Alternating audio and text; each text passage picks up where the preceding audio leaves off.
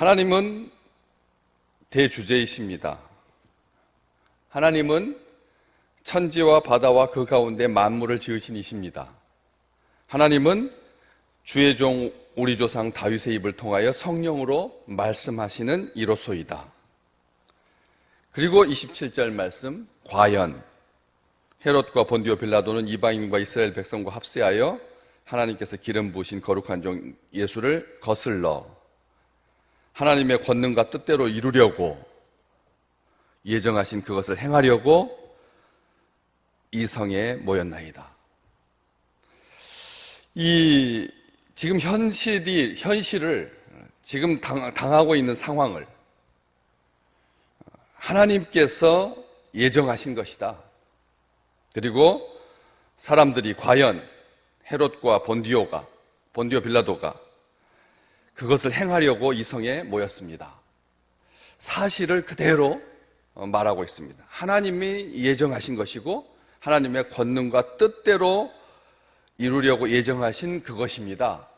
그들이 대적하는 것이, 그들이 함께 모여 하나님께서 기름 부으신 거룩한 종 예수를 거스르는 것이, 우리를 불러서 신문하고 그리고 위협하고 경고한 것이 하나님의 뜻입니다.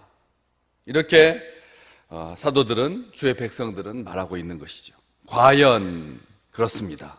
27절 그렇게 시작하고 있죠. 과연이라고 하는 이 단어, 과연 그렇다, 감탄사입니다. 우리 잘 요즘은 안 쓰는 표현이기도 하고요. 좀 지나간 그런 표현인데, 아닌 게 아니라 정말로 라고 하는 뜻이죠.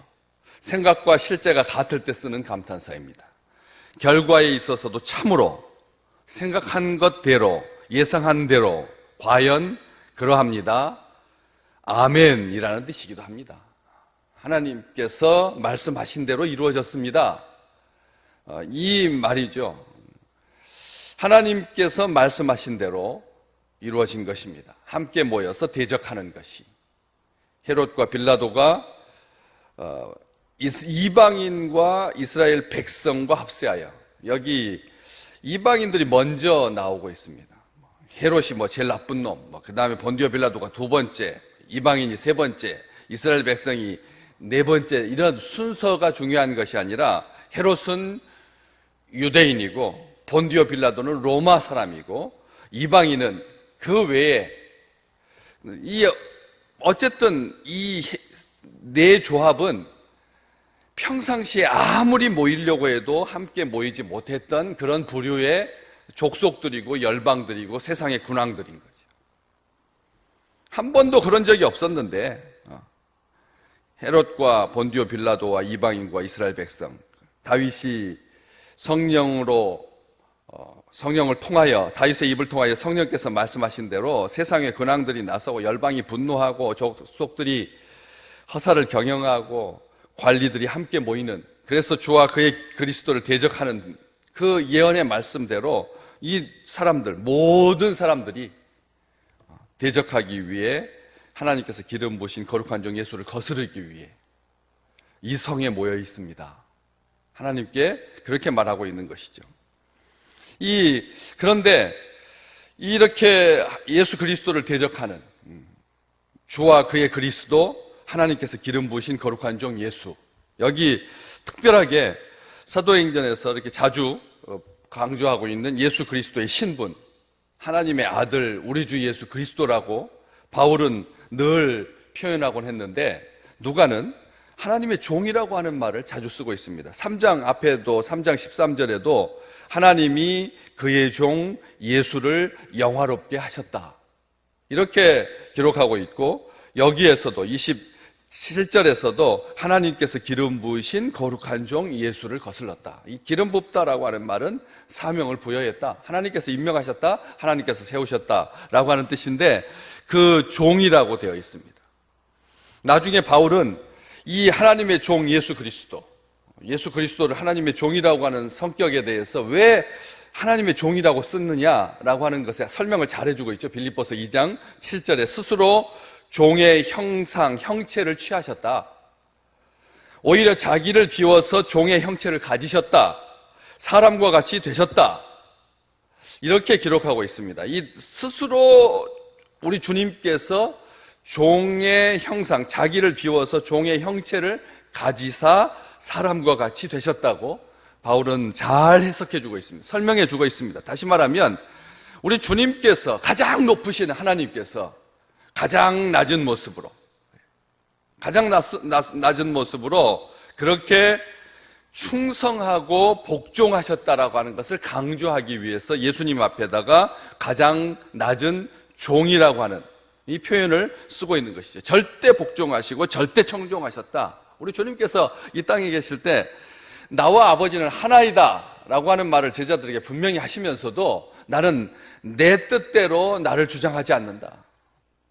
아버지께서 하라고 하시는 그 말씀만, 행위만, 사역만, 사명만 감당할 뿐이다 라고 하셔서 주인 되신 하나님을 영화롭게 하고 복종하고 있는 모습을 보여주는 것이죠. 이것은 그 앞에 다윗의 시를 통해서 성령께서 말씀하신 것처럼 세상의 군왕들이 나서는 것과는 정말 차별적인, 저마다들 자기를 꾸미고 뒷배경 삭제하고 그리고 아이들을 안고 여성들과 함께 자기를 꾸며서, 평상시에는 그렇지 않은데 그렇게 말도 조심하고 머리 스타일도 조심하고 눈빛도 조심하고, 요즘 잘못 기자가 여성 기자가 이렇게 질문했을 때 이렇게 쏘아보면 그 사진만 계속해서 재생산되니까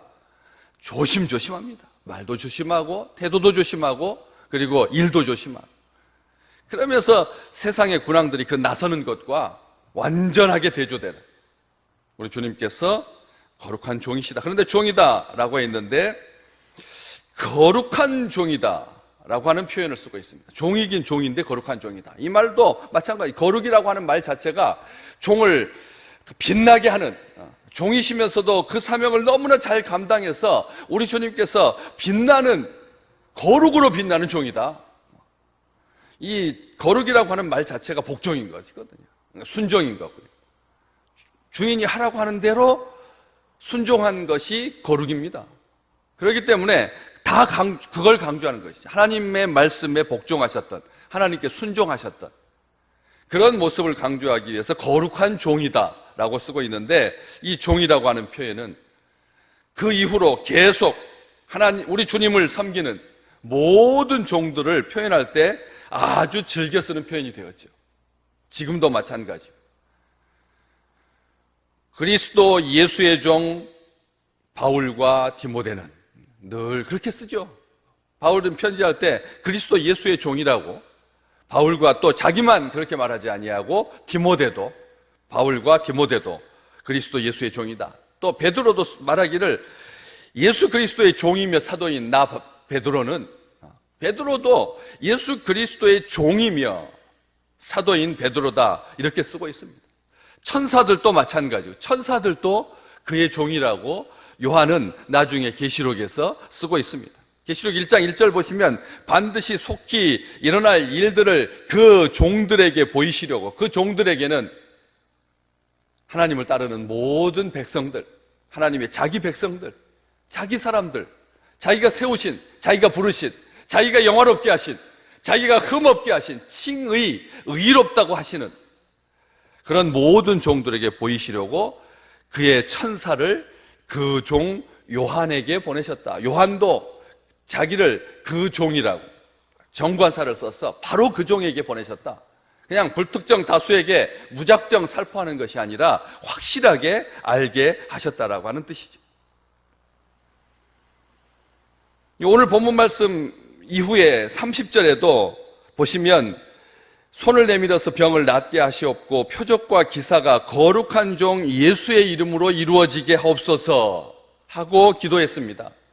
거기에도 거룩한 종 예수의 이름으로, 거룩한 종이라고 그렇게 말하고 있고, 또 29절에도 이 기도를 하면서 그들이 주여 이제도 그들의 위협함을 굽어보시옵고 또 종들로 하여금, 자기 자신들을 종이라고 분명하게 말하고 있습니다.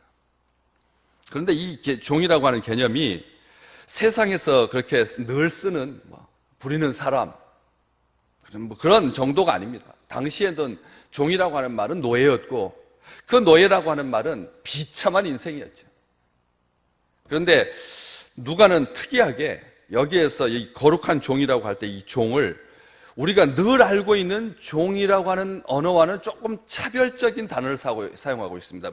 무슨 종이든 종이긴 종인데 원래 헬라어에서 종이라고 하는 말은 둘로스라고 하는 말을 이게 가장 종을 대표하는 그런 단어인데 이 사도행전에서 누가는 파이스라고 하는 말을 씁니다. 둘로스도 종이고 파이스도 종의 이름, 종이라는 뜻입니다. 그런데 그 둘로스는 전적인 종, 아주 태생적이고 태성적이든 후천적이든 그냥 종을 통칭할 때 쓰는 표현인데 누가가 사용하는 이 종의 파이스라고 하는 이 단어는 아들의 뜻을 포함하는 종의 개념입니다.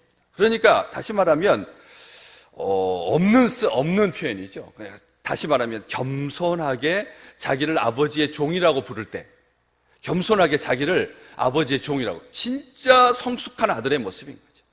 아무리 아들이 탁월할지라도 아버지를 능가하지 못한다라고 하는 그런 겸손한 마음으로 진짜로 아버지보다 더 실력이 있는 아들이지만 그럼에도 불구하고 자기를 겸비하게 표현할 때 그렇게 말하는 거예요. 그래서 아버지의 이름을 부를 때 함부로 이름 부르지 아니하고 자기를 누구의 아들이라고 말하지 않고 이름을 직접 부르지 아니하고 자기는 그냥 아버지의 종인 누구입니다. 이렇게 소개하는 결코 위선적이지 나서지 아니하는 우리 주님의 겸비한 모습을 정확하게 누가는 요 단어로 종이라고 아들의 뜻을 담고 있는 단어를 선별하여서 쓰고 있다는 참 놀라운 말입니다.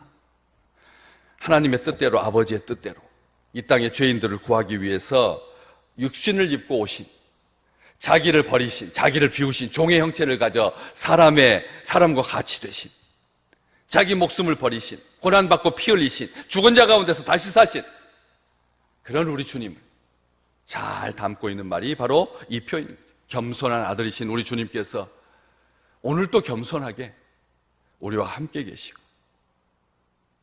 육신을 입은 죄 가운데 뒹굴 수밖에 없는 그런 연약한 사람들을 위하여서 지금도 간절히 구하시는 참으로 좋으신 자기를 비신 하나님이 기름 부으신 거룩한 종 예수를 거슬리지 아니하고 우리 주님의 뜻대로 아버지를 영화롭게 하는 참으로 향기로운 하루가 되시기를 주의 이름으로 축복합니다.